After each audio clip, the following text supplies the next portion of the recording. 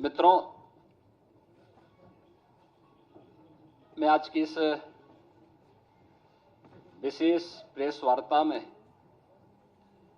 अपने सभी सहयोगियों के साथ आप सभी का हृदय से स्वागत करता हूं। आज का दिन अत्यंत महत्वपूर्ण दिन है। देश की आबादी के सबसे बड़े राज्य के द्वारा देश के किसी भी राज्य का सबसे बड़ा बजट 2025-26 का आज विधानसभा में प्रस्तुत किया गया है। 2025-26 के इस बजट की कुछ महत्वपूर्ण बातें जो हाइलाइट्स हैं वो क्या हैं, उनके बारे में ही मैं अवगत कराने के लिए यहां पर आपके बीच में आया हूं। आप में से सभी और या ज्यादातर मीडिया से जुड़े हुए बंधुओं ने माननीय वित्त मंत्री जी के बजट भाषण को सुना होगा। बहुत सारी बातें ऐसी होती हैं जो मतवार नहीं हो पाती हैं, लेकिन उनका उल्लेख या तो बजट भाषण पे चर्चा के दौरान हो पाता है या फिर उनका उल्लेख हम लोग इन सभी प्रकार की विशेष प्रेस वार्ता के माध्यम से ही कर पाते हैं। और इसलिए आवश्यक हो जाता है कि उस ओर भी आप सभी का ध्यान आकर्षित हो सके, जिससे जनता जनार्दन तक उन बातों को हम पहुंचा सकें जिसके लिए जनता जनार्दन बड़ी उत्सुकता के साथ प्रतीक्षा करती है। मैं जब 2025-26 का उत्तर प्रदेश का यह बजट आज विधानसभा में प्रस्तुत किया गया है तो मुझे बताते हुए प्रसन्नता की अनुभूति हो रही है कि आदरणीय प्रधानमंत्री श्री मोदी जी के मार्गदर्शन में उत्तर प्रदेश सरकार का यह हमारी सरकार का 9वां बजट है और पिछले 8 वर्ष के अंदर जो कुछ भी सरकार ने कदम बढ़ाए हैं, उत्तर प्रदेश के लिए उठाए हैं, उसके अच्छे परिणाम हम सबके सामने देखने को मिले हैं। मैं इस बजट के प्रस्तुतिकरण के लिए वित्त मंत्री सुरेश खन्ना जी को और वित्त विभाग के अपर मुख्य सचिव समेत उन सभी अधिकारी और कर्मचारियों को हृदय से धन्यवाद देना चाहूंगा जिन्होंने अथक परिश्रम से उत्तर प्रदेश की आशा और आकांक्षाओं के अनुरूप इस बजट को आज सदन के पटल पर प्रस्तुत किया है। यह वर्ष हमारे लिए बहुत महत्वपूर्ण है। देश के संविधान को लागू होने का यह अमृत महोत्सव वर्ष भी है और साथ साथ उत्तर प्रदेश की स्थापना का भी यह अमृत महोत्सव वर्ष है। ये दोनों कार्य जनवरी 1950 में हुए थे और इसलिए 75 वर्ष की शानदार यात्रा के साथ आगामी 25 वर्ष की हमारी क्या योजना हो सकती है, उसका एक रोड मैप तैयार करने के लिए बजट अत्यंत महत्वपूर्ण है। इस अवसर पर हम सब संविधान के शिल्पी बाबा साहब भीमराव अंबेडकर, जिनके नाम पर डबल इंजन की सरकार लखनऊ में बाबा साहब भीमराव अंबेडकर स्मारक और सांस्कृतिक केंद्र की स्थापना कर रही है, संविधान के 75 वर्ष की इस यात्रा के लिए उन्हें विनम्र श्रद्धांजलि अर्पित करता हूं और यह केंद्र बहुत शीघ्र बाबा साहब भीमराव अंबेडकर के विचारों का एक केंद्र बन करके संविधान की मूल भावनाओं के अनुरूप वंचितों को वरीयता देने के क्रम को तत्परता के साथ आगे बढ़ाएगी। यह एक नया माध्यम होगा और इसी को थीम में रख करके हमने 2025-26 का अपना बजट प्रस्तुत किया है। मुझे बताते हुए प्रसन्नता है कि पिछले जो बजट हम लोगों ने प्रस्तुत किए थे उन सब की अपनी एक थीम थी। 2017-18 का जो बजट था वह उत्तर प्रदेश के अन्नदाता किसानों को समर्पित था। अन्नदाता किसानों के हितों के लिए जो अनेक कदम सरकार ने उस समय उठाए थे, उनके ऋण माफी के कार्यक्रम रहे हों, उनकी फसल को प्रोक्योर करने के लिए प्रोक्योरमेंट सेंटर और एमएसपी का नाम उन तक पहुंचाने के कार्यक्रम रहे हों, चीनी मिलों के पुनरुद्धार के कार्यक्रम और वर्षों से लंबित गन्ना मूल्य के भुगतान को एक समयबद्ध तरीके से आगे बढ़ाने का कार्यक्रम रहा हो, अच्छे किस्म के बीज और सिंचाई के बेहतरीन सुविधा उन्हें उपलब्ध कराने का रहा हो, ये सब कार्य तत्परता के साथ इसके लिए कदम बढ़ाए गए। और आज मुझे प्रसन्नता है कि डबल इंजन की भारतीय जनता पार्टी की सरकार के द्वारा जो कदम 17-18 में उठाए गए, आज उसका परिणाम है उत्तर प्रदेश के किसानों की आमदनी को,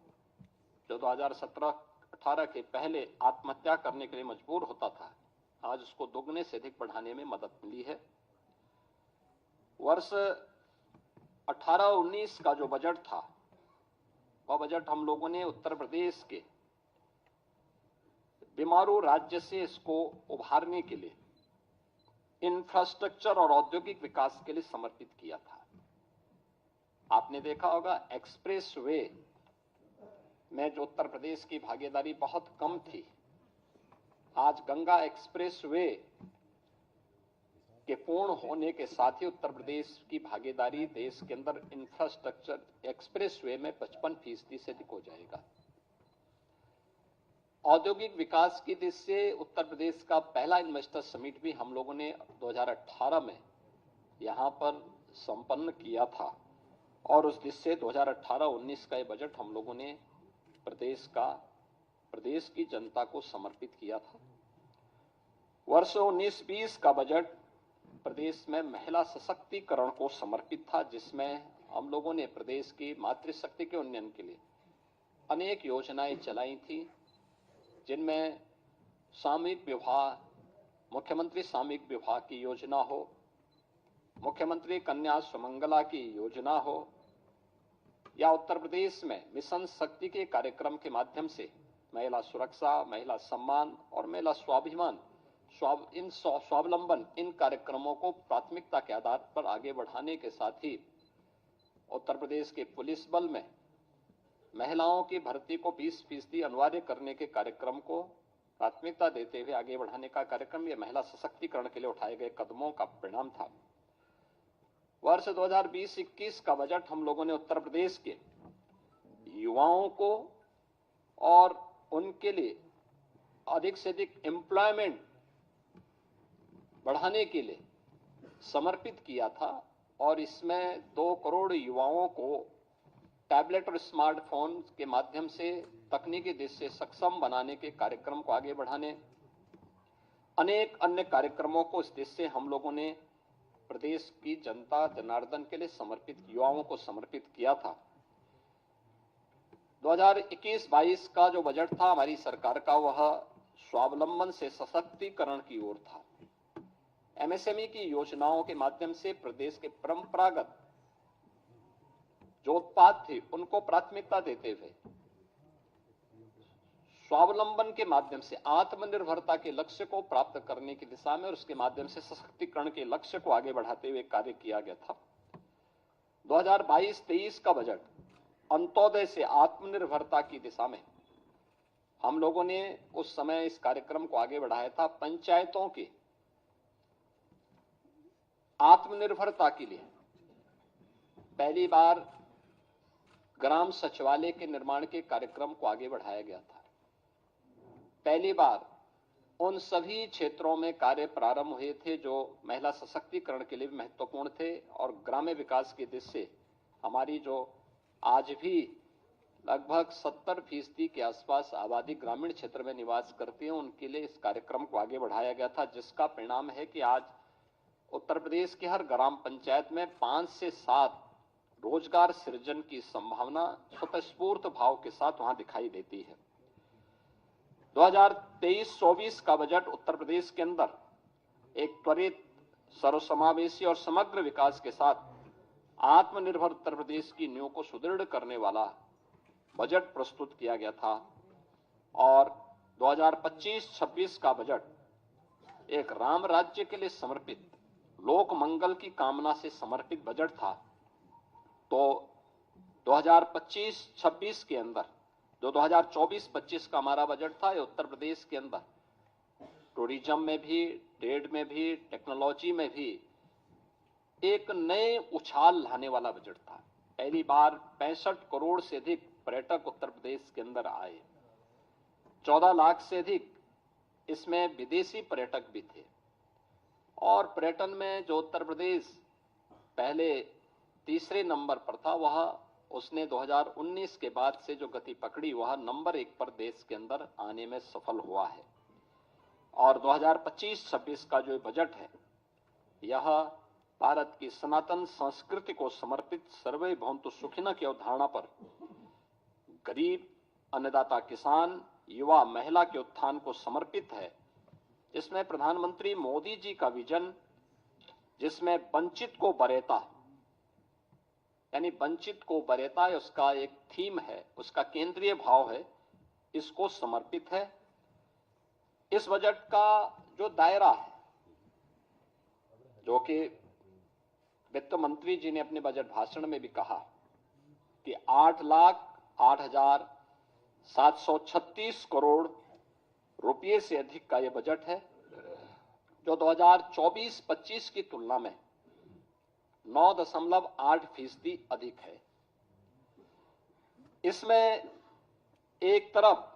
जो बजट का आकार में बढ़ोतरी ये राज्य के सामर्थ्य को प्रदर्शित करता है, तो दूसरी ओर यह बजट डबल इंजन सरकार की प्रतिबद्धता को भी दिखाता है। इस बजट में हमने 2,25,561 करोड़ 49 लाख रुपए कैपिटल एक्सपेंडिचर के लिए इसमें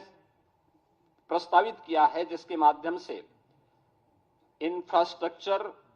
पर धनराशि जो व्यय होगी, इससे अधिक रोजगार की सृजन इसके माध्यम से होंगे और यह अर्थव्यवस्था को सुदृढ़ करता है। हमने प्रदेश के अंदर 2017-18 में जब उत्तर प्रदेश की अर्थव्यवस्था, जो प्रदेश की कैसे हमने इसको बढ़ाने में सफलता प्राप्त की है, जो जीडीपी थी वह 12,89,000 करोड़ रुपए की थी, वह आज 24-25 में जो उसका अनुमान है वह 27,51,000 करोड़ रुपए होने का अनुमान वह है। और ये दिखाता है कि इसमें 3 वर्ष का कालखंड ऐसा था जब वैश्विक महामारी कोरोना जैसी त्रासदी का सामना करना पड़ा था, जो आर्थिक दृष्टि से अत्यंत पूरी दुनिया के लिए, केवल भारत के लिए नहीं या केवल यूपी के लिए नहीं, बल्कि पूरी दुनिया के लिए अत्यंत कठिन समय था। और आज उसी का परिणाम है कि 2016-17 में जिस उत्तर प्रदेश की अर्थव्यवस्था देश के अंदर 6ठी-7वीं अर्थव्यवस्था मानी जाती थी, आज उत्तर प्रदेश ने जो लंबी छलांग लगाई है, परिणाम है कि उत्तर प्रदेश आज देश का दूसरी बड़ी अर्थव्यवस्था के रूप में उभरा है।